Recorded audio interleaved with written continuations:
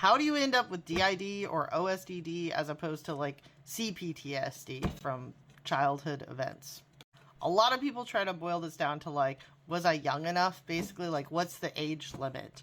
But there's actually a whole recipe. There's a few different ingredients, so let's get into it. First of all, you have to understand just the basics of the theory of structural disassociation. Basically, it states that all of us are born sort of multiples.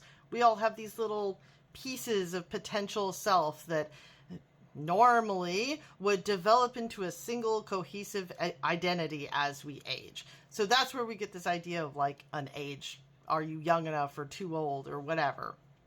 And the experts kind of disagree, but roughly speaking, they think that we come together from multiple fragments into a cohesive sense of self someplace around the age of 10.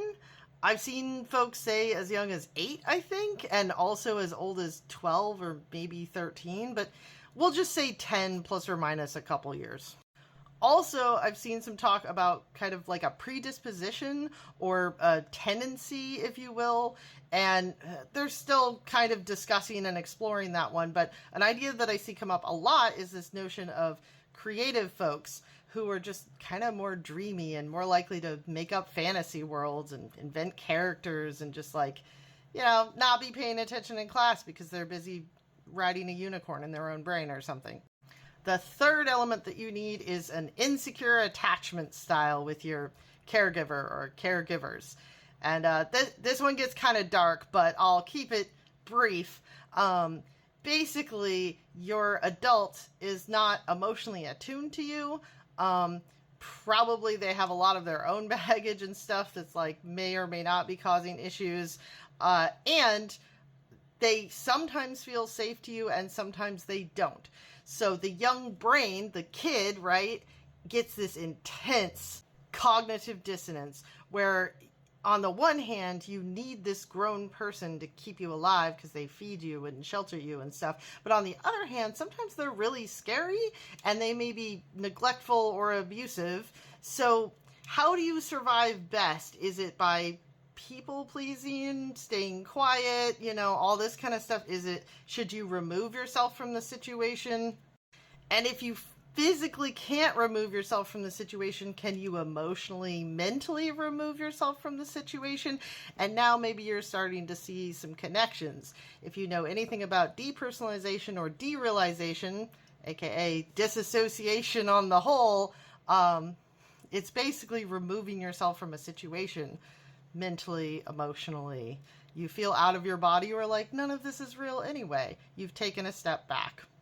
And that probably rings a bell with the whole idea of creative kids as well.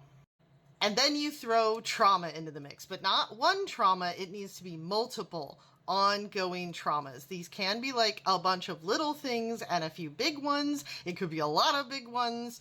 It's like a salad. You just throw whatever you want in there. But the baseline, the lettucey stuff is traumatic, big emotions that get stuck because you don't have the skills and the resources like the support and stuff to process it. So it becomes trauma over and over and over again.